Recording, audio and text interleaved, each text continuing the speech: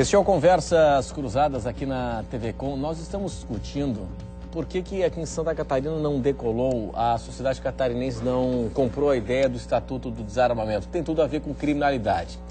E aí é o seguinte, eu já estou recebendo aqui um recado do nosso colega do Diário Catarinense, o Evaldo Vilerdim, tem a ver com esse assunto que a gente está discutindo aqui, o aumento da violência. Já vou fazer uma chamada para o Diário Catarinense, porque amanhã tem uma entrevista especial no Diário Catarinense com o Gustavo Kirten, nosso atleta maior na história de Santa Catarina, grande Guga. O jornalista, o colega Olavo Moraes, fez uma entrevista com o Guga, que seria uma entrevista para falar da semana Guga Kirten, enfim, não fosse a declaração forte do Guga a respeito da cidade de Florianópolis. Então, vale a pena vocês acompanharem o Diário Catarinense amanhã, eu já dou uma antecipada aqui. O Guga se demonstrou muito preocupado com os rumos que Florianópolis está tomando. Ele disse que está extremamente preocupado com a violência e o descaso dos políticos. Ele garantiu que não tem interesse em política, em se candidatar. E disse que desse jeito não se vê mais morando em Florianópolis daqui a 5 anos. Quer dizer, uma declaração forte de uma figura simpaticíssima e que tem a cara da cidade, né? E que talvez representa um pouco esse sentimento de medo, esse sentimento de preocupação com relação ao aumento da violência. Eu quero voltar àquela discussão na relação posse de arma e violência. E se essa arma, delegado, essa arma que está na figura do cidadão do bem, se é que existe o cidadão 100% do bem, se ela um dia não vai parar nas mãos dos bandidos?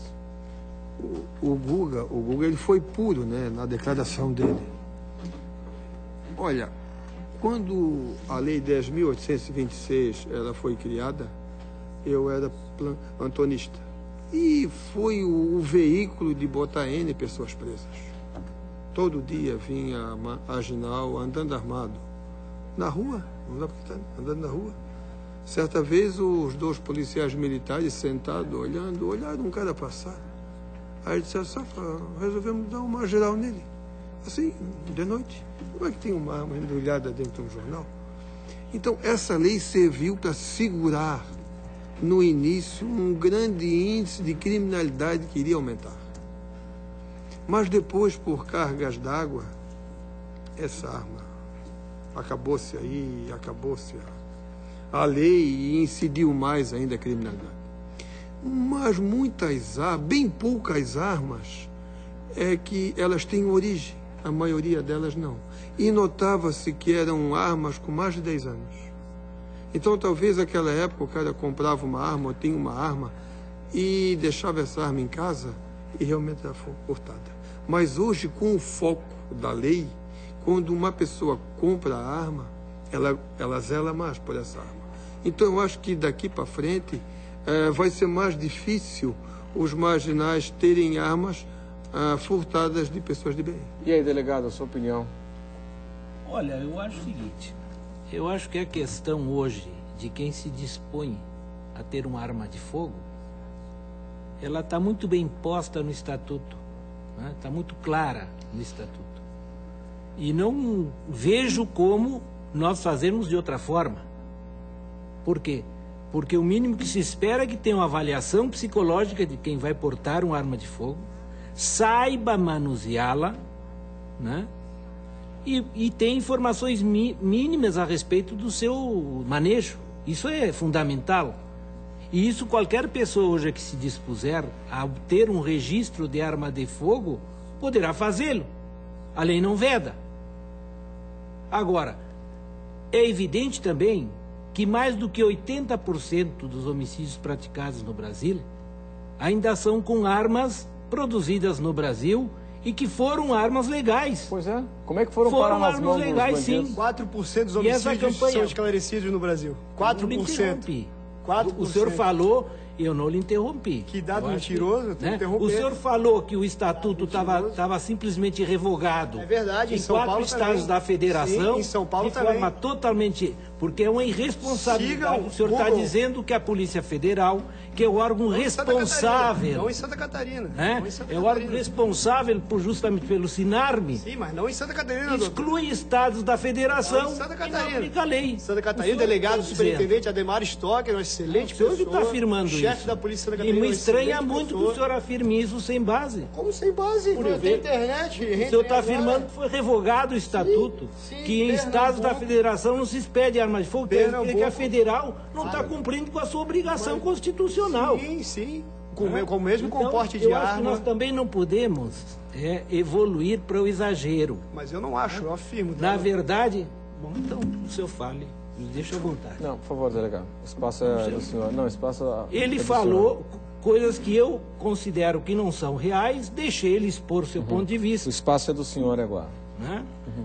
Então eu vejo com muita preocupação, porque nós estamos vendo uma questão posta, que é a questão do desarmamento, e estamos misturando com todos os questionamentos que vêm da segurança pública brasileira, desse sistema falido, anacrônico que é a segurança.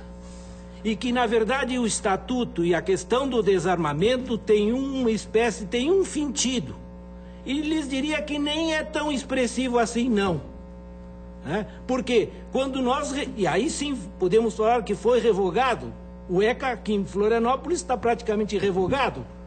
Por quê? Porque a ferramenta mais importante do Estatuto da Criança e do Adolescente é o cumprimento das medidas socioeducativas.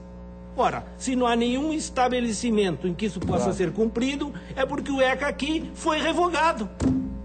Essa é que é a grande verdade. Então, sim, temos questões muito mais punjantes, muito mais sérias, muito mais graves.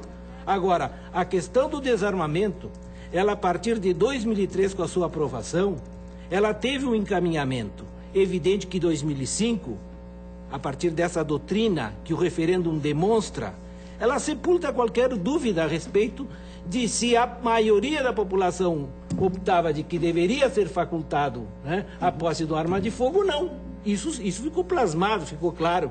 Sim. E isso até hoje é garantido. Uma pessoa que me pergunta, eu posso ter uma arma na minha casa? Agora, o que tem se visto é que muita gente tem arma como quem se tem uma vela, porque ela não sabe manusear, não troca a munição, e não entrega a arma, achando que está protegido. Porque, na verdade, quando ela puxa da arma, o bandido do outro lado tem muito menos a perder, tem mais habilidade, e onde é que ela vai?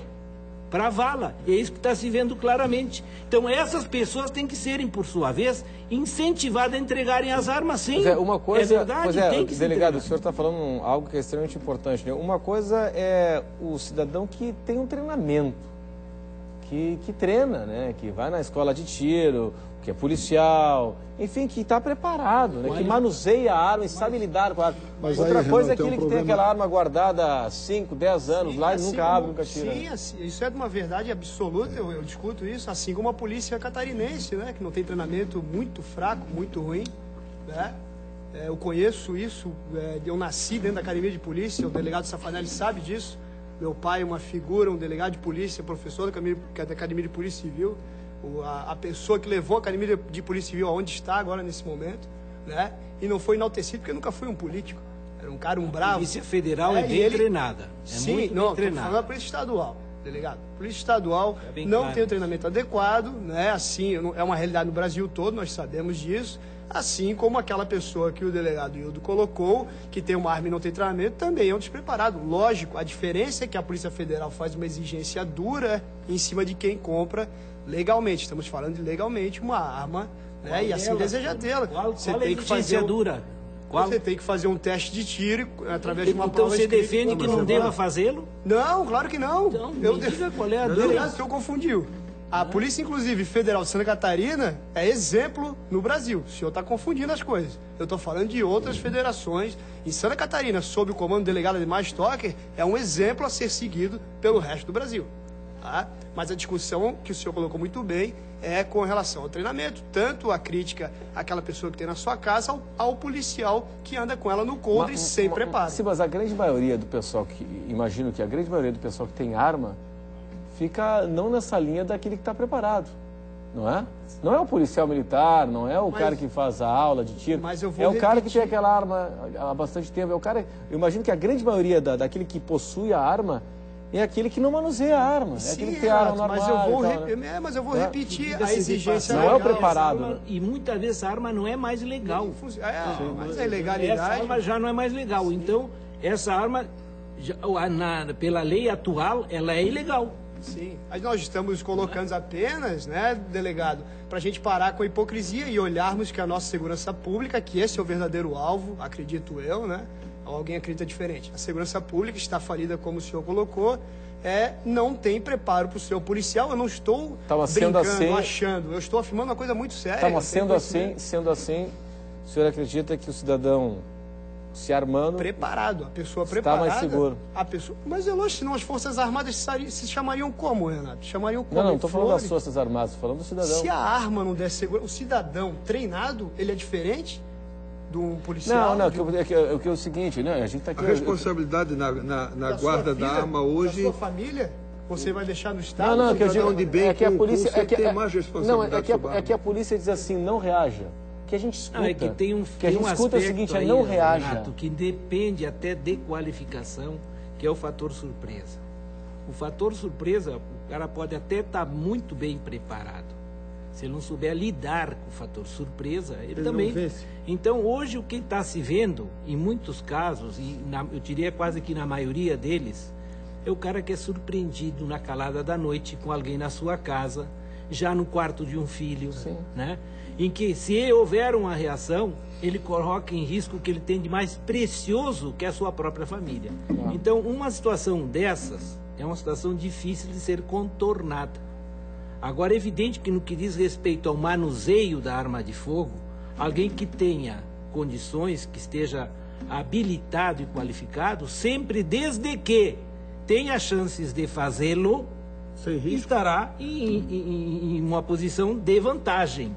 Agora, nós, na verdade, o que temos que lutar é para que tenhamos a segurança pública, né, dando essas respostas que nós estamos, às vezes, contando que o cidadão de bem, entre aspas, vai correr seus riscos, porque essa seria a grande verdade. Se nós defendemos que a sociedade se arme, né, nós também vamos estar sujeitos a situações que nós estamos vendo diariamente de pessoas que, num dado momento, acabaram empregando arma de fogo, se arrependem depois de tê-lo feito. Por quê? Porque se deixaram levar por um impulso, coisas que às vezes é difícil de ser aferida até no treinamento, porque na verdade são fatores de ordem psicológico que por vezes são deflagrados e surgem, e às vezes a pessoa se arrepende amargamente das coisas. Eu acho que caberia dentro disso que o senhor acaba de colocar, e aí novamente como leigo, mas apenas verificando o que acontece na sociedade, como a gente vê pessoas que dizem o seguinte: olha, eu também não suporto arma de fogo, eu não vou usá-la jamais, mas eu digo a todos que têm em casa, que é a forma, é o desespero dele, é aquilo que ele tem para dizer: olha, esse cara talvez não apareça lá, porque ele está sabendo que lá eu tenho uma arma de fogo. Mas é lógico. E ele, quer dizer, é isso que acontece. Isso acontece no seio da sociedade. A gente percebe o medo das pessoas de estarem totalmente desamparadas dos poderes e que tem lá a sua arma de fogo que provavelmente nunca vai usar. E aí nós não temos números para aferir aqui, para tocar, para dizer, olha, quantas pessoas... Não, o que se verifica nos países de primeiro mundo que você tem em todos eles muito mais armas do que o nosso e tem uma utilização muito menor. Eu estava vendo aqui que tem o Suíça, vários países da Europa, Dinamarca, países que estão lá na ponta do mundo. Isso é uma falácia. Paraguai. Você trazer realidades que não sejam compatíveis com o que é o Brasil. Então vamos o Brasil, o país, é um país que tem traços muito próprios. A nossa realidade é uma realidade... Mas a gente não está querendo fazer essa comparação, não estamos querendo fazer, sabemos de todas as nossas deficiências. Agora, eu me preocupo quando nós, para podermos justificar ações aqui, nos assentamos, nos baseamos em dados que venham de fora, com relação a armas, com relação à prática, a políticas antidrogas.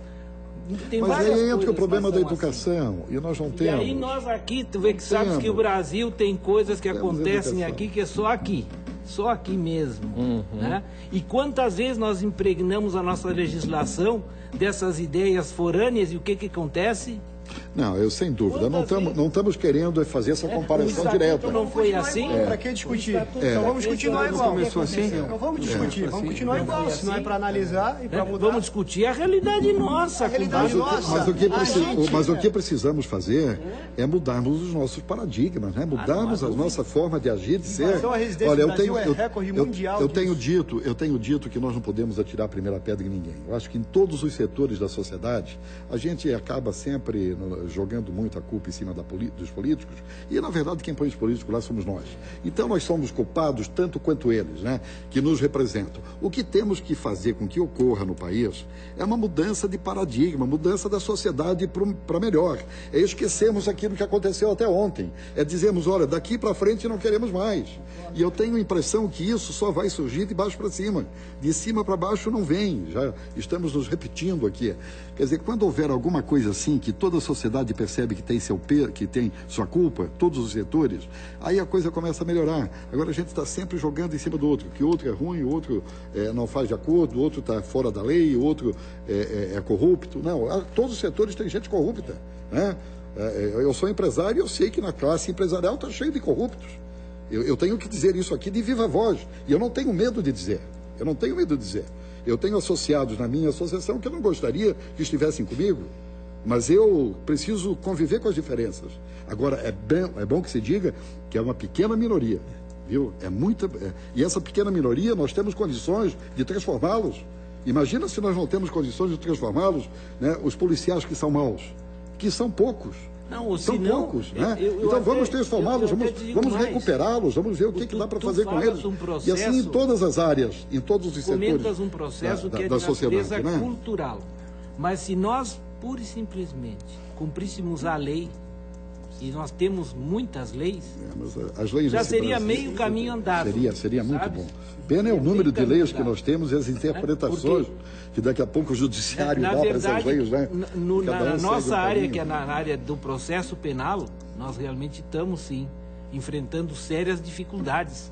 Porque temos um código aprovado na década de 40, e porque as alterações são feitas a borbotões, como se fez agora recentemente, que se alteraram 34 artigos no universo de 811, porque se aprova lei sem que se discuta com ninguém. A nossa lei antidrogas foi aprovada, o próprio estatuto, né? Bom, delegado, vamos fazer o seguinte, também foi pessoal, aprovado. nós temos inúmeras perguntas chegando por aqui, a gente vai para o intervalo e daqui a pouco a gente volta com as perguntas de vocês, ok? Até já.